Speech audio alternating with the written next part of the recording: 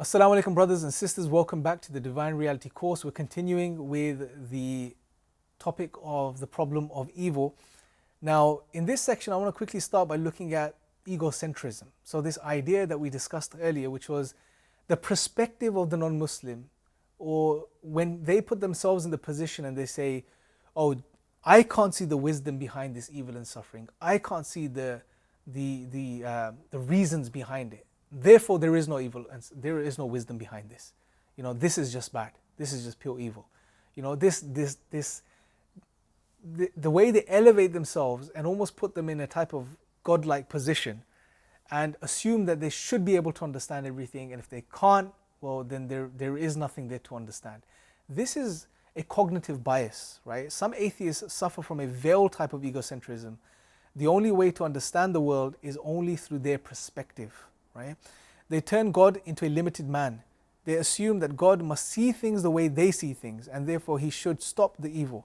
If he allows it to continue, he must be questioned and rejected. So this is the ego, this is arrogance, right? This is where we're inflating ourselves to be more than we are.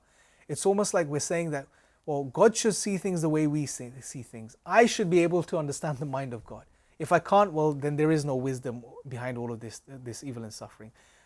God should stop the evil and suffering because of this reason, because the way I would stop this evil and suffering, right? They're trying to either elevate themselves to the position of God, trying to understand the wisdom behind everything, or then bring God down to a human level and, almost insist that God should do exactly as they would do, right? So this is not understanding and appreciating the difference between man and God. It reveals the failure to fathom that God's actions and will are in line with a divine reason that we cannot access.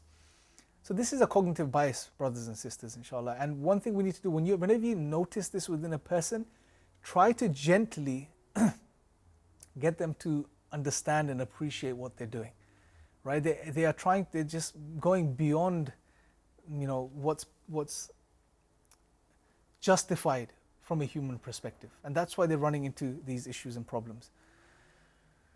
So, transcending suffering. Here's a very beautiful point. Islam actually gives meaning to suffering, as we've seen, right? It gives profound meaning to suffering. Whereas in the absence of God, there is no meaning behind suffering. It's just an obstacle, like I said. It's just something bad, intrinsically bad, that's just happened. And there's no rhyme or reason behind it. But from the Islamic perspective, when we suffer, when we go through hardships and trials, there is a profound meaning behind it. There is good behind it. There is wisdom behind it. It's there to help us. And a few other points you can mention, it's there to help us develop, making us realize we have strengths we never thought we had.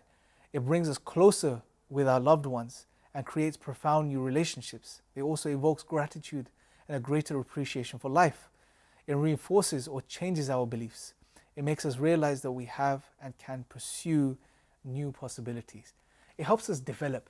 Hardships and trials, even from a just general reflective perspective, they act as a furnace. When a sword or metal has to be put into a furnace and heated to high temperatures to strengthen the metal, that's exactly this process. Even from a human perspective, when you go gym, for example, you lift weights, it's painful.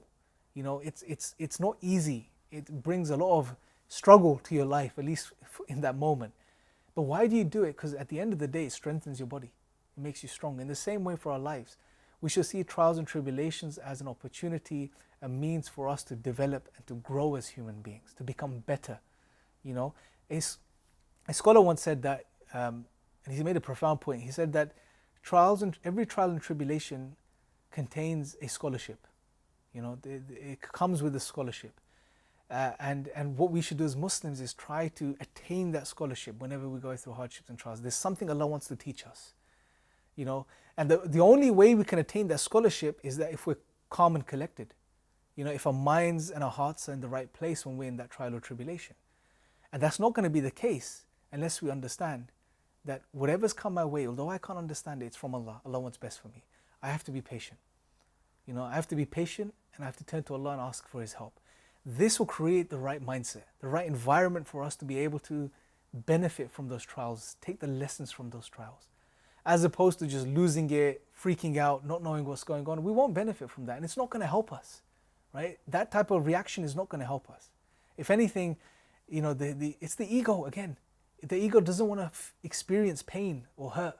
You know, why is this happening to me?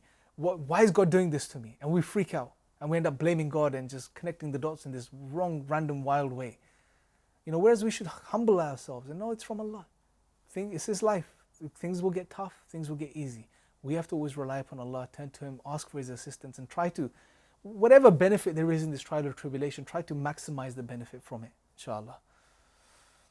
So brothers and sisters, in the next session, I'm going to be making a bit of a contrast between, you know, considering everything we discussed, between the atheist perspective on evil and suffering and the Islamic perspective on evil and suffering. And then we'll make a judgment on which is the way that people would want to live. What would they prefer, inshallah. So when you're ready, move on to the next video.